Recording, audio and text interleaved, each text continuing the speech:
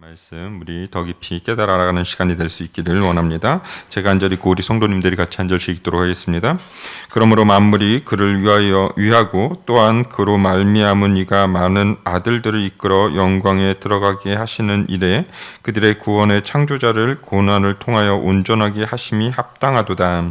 거룩하게 하시는 이와 거룩하게 함을 입은 자들이 다 한 근원에서 난지라. 그러므로 형제라 부르시기를 부끄러워하지 아니하시고 이르시되 내가 주의 이름을 내 형제들에게 선포하고 내가 주를 교회 중에서 찬송하리라 하셨으며 또다시 내가 그를 의지하리라 하시고 또다시 볼지어다 나와 및 하나님께서 내게 주신 자녀라 하셨으니 자녀들은 혈과 육에 속하였음에 그도 또한 같은 모양으로 혈과 육을 함께 지니심은 죽음을 통하여 죽음의 세력을 잡은 자 곧 마귀를 멸하시며 또 죽기를 무서워함으로 한평생 매여 종노릇하는 모든 자들을 놓아주려 하심이니 이는 확실히 천사들을 붙들어 주려 하심이 아니요 오직 아브라함의 자손을 붙들어 주려 하심이라. 그러므로 그가 범사의 형제들과 같이 되심이 마땅하도다. 이는 하나님의 일에 자비하고 신실한 대제사장이 되어 백성의 죄를 속량하려 하심이라. 우리 같이 읽도록 하겠습니다. 그가 시험을 받아 고난을 당하셨은즉 시험 받는 자들을 능히 도우실 수 있느니라. 아멘. 할렐루야. 아멘. 오늘 우리가 읽은 이 히브리서의 말씀은 초대교회 당시에 그 예수 그리스도를 믿는 그 이유만으로 그들이 당하게 되는 그 탄압과 고난, 고통들 가운데서 믿음을 지킬 수 있는 그 용기를 주고자 이렇게 쓰게 된 것을 보게 됩니다. 그러면서 1장에 보면은 1장은 예수님은 누구신가에 대한 이야기를 쭉 하고 있는 것을 보게 됩니다. 예수님을 잘 알지 못하는 자들이 예수님에 대해서 이야기할 때 구약의 옛 선지자와 같이 그렇게 취급하는 경우들이 많았고, 또 한편으로는 천사들과 비교해서 그 당시 때 이제 천사를 숭배하는 그런 사람들도 있었기 때문에 그 천사와 비교하면서 이렇게 예수님을 이야기하는 사람들, 또 예수님에 대해서 그렇게 이해하려는 사람들이 많았는데, 그것이 아니다. 예수님은 비교 불가능한 정말 능력 있으신 하나님의 참 아들이시며 우리의 구원주다라는 것을 이야기합니다. 그리고 2장으로 넘어와서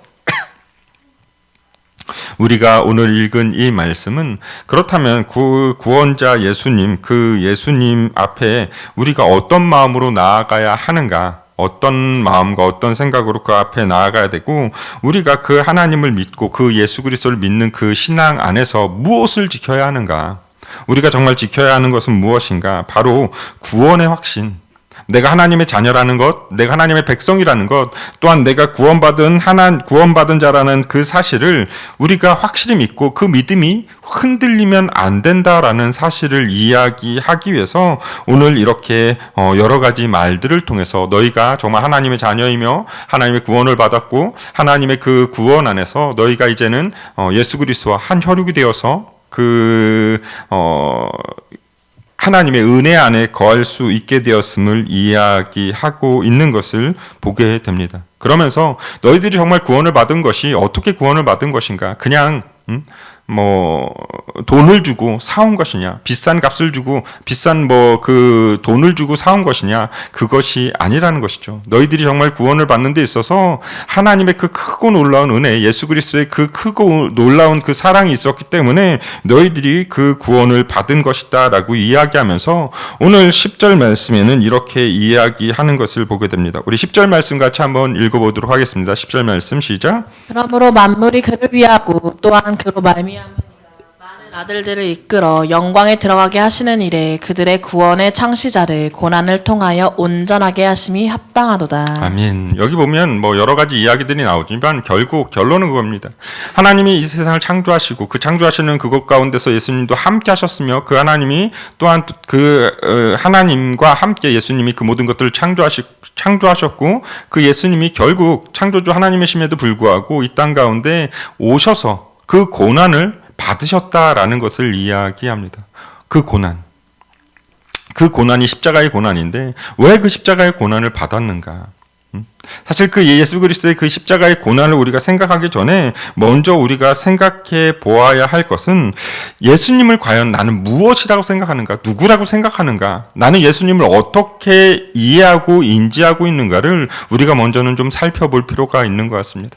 예수님, 성경에서 이야기할 때 예수님은 나를 위해 십자가 못 박혀 돌아가신 분이다라고 설명하고 있는데 나는 그 예수님을 어떻게 고백하고 있는가?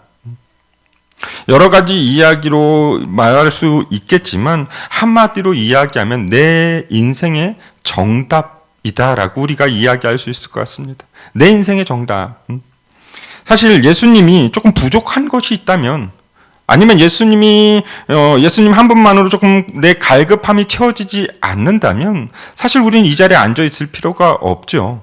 이 자리에 앉아서 예배를 드릴 필요가 없지만 예수님 그분은 부족함이 없으시고 또한 그분은 우리의 갈증을, 나의 갈증을 충분히 채우고도 넘치도록 그 모든 은혜와 사랑을 가지고 계신 분이 바로 예수님이라는 것입니다. 그 예수님이 그렇기 때문에 내 인생의 정답이고 그 주님을 사랑하고 그 주님을 따라가는 데 있어서 우리는 종교적인 열심을 가지고 예수님을 쫓아가면 안 된다라는 것이죠.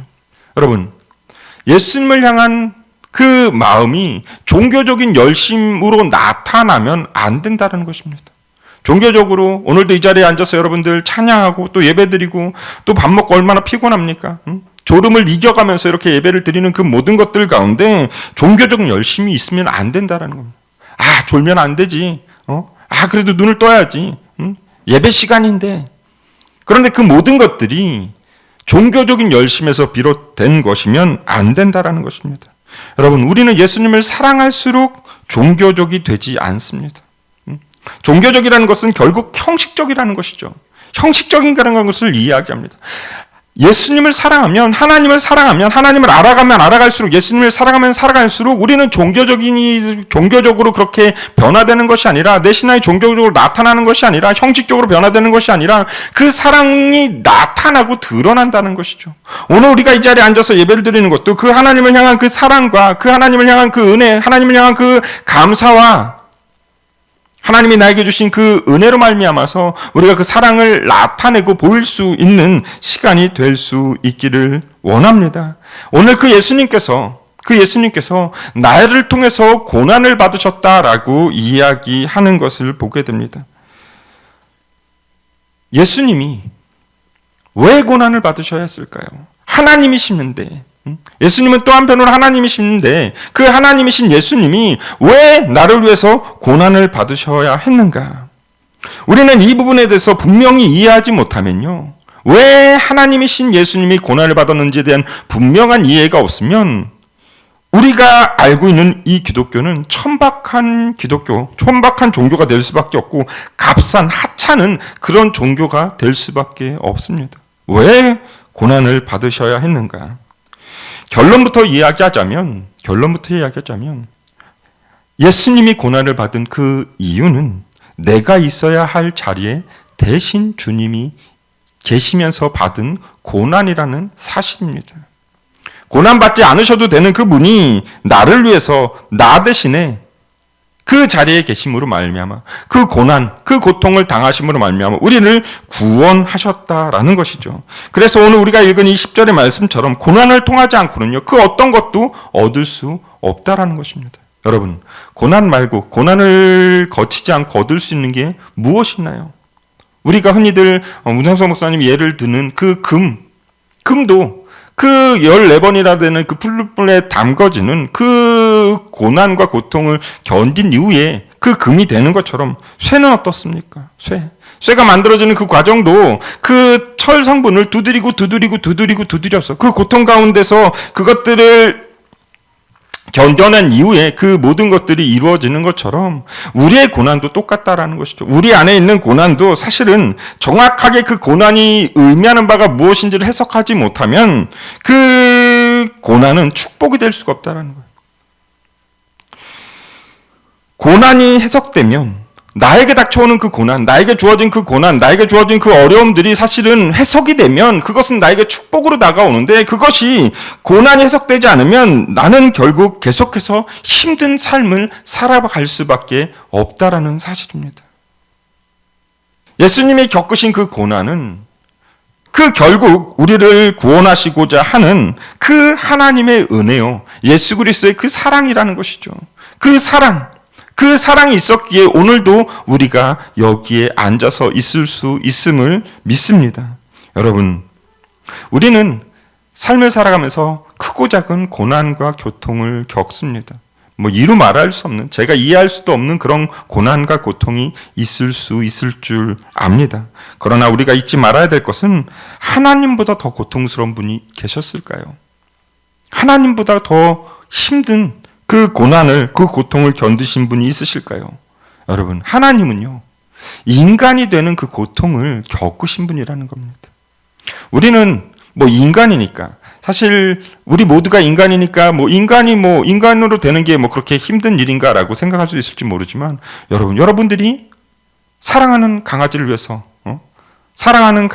내가 개가 된다고 생각해 보십시오. 그만한 고통이 어디 있겠습니까? 물론 이 애견가들 같은 경우는 좋아할 수 있을지도 모르겠습니다. 강아지를 좋아하시는 분들은 나도 똑같이 강아지가 되어서 강아지 언어를 이해하고 이런 거 저런 거 하는 거 좋아할 수 있을지 모르겠습니다. 그런데 대부분의 사람들은 아닐 것입니다. 내가 강아지가 된다고? 우리가 흔히들 그런 욕 아닌 욕 그런 것들 하지 않습니까? 개 같은 자식 이런 것들을 할 때 개와 비교해서 너는 강아지 같은 사람이다, 넌 개 같은 사람이다 라고 이야기하는 거잖아요. 그것과 비교되는 것 자체를 우리는 굉장히 꺼림칙하게 생각하고 싫어하는데 왜 그렇습니까?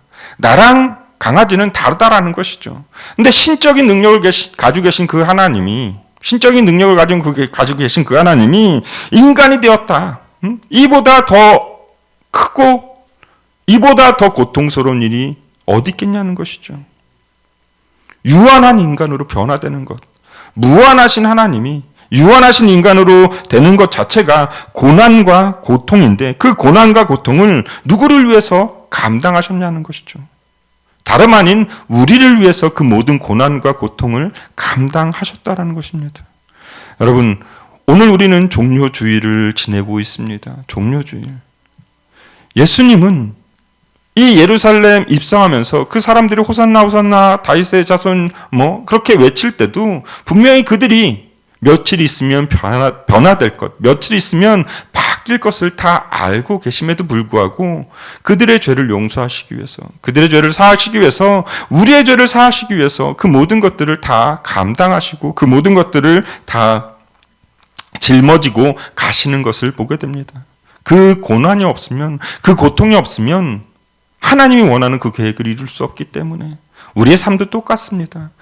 우리의 삶 가운데서 그 고난이 해석되어질 때, 나를 향한 그 하나님의 계획하심과 그 하나님의 그 인도하심이 해석되어질 때, 내 삶에 일어나는 그 고난은 더 이상 고난이 아니고 축복으로 변화될 줄 믿습니다. 우리 모두 다 이러한 축복된 삶을 살아갈 수 있는, 그 고난이 해석되어지고 그 고난을 통해서 주어질 그 하나님의 그 은혜와 사랑을 우리가 더욱더 믿음의 눈으로 바라보며 나아가는 저와 여러분이 될 수 있기를 원합니다. 그러면서 오늘 12절 말씀에는 또 우리에게, 오늘 11절 말씀에는 우리에게 참 너무나 은혜스러운 영광된 그런 이야기를 하는 것을 보게 됩니다. 우리 11절 말씀 읽어보도록 하겠습니다. 시작. 거룩하게 하시는 이와 거룩하게 함을 입은 자들이 다 한 근원에서 난지라.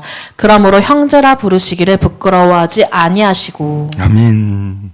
예수님이 우리를 향해서 죄 많은 우리와 함께하는 것, 함께하는 것까지는 이해할 수 있어요. 그런데 그 예수님께서 우리를 형제라 부르시는 것을 부끄러워하지 않았다라고 이야기합니다. 여러분, 형제는 무엇입니까? 피를 나눈 사이입니다. 피를 나눈 사이.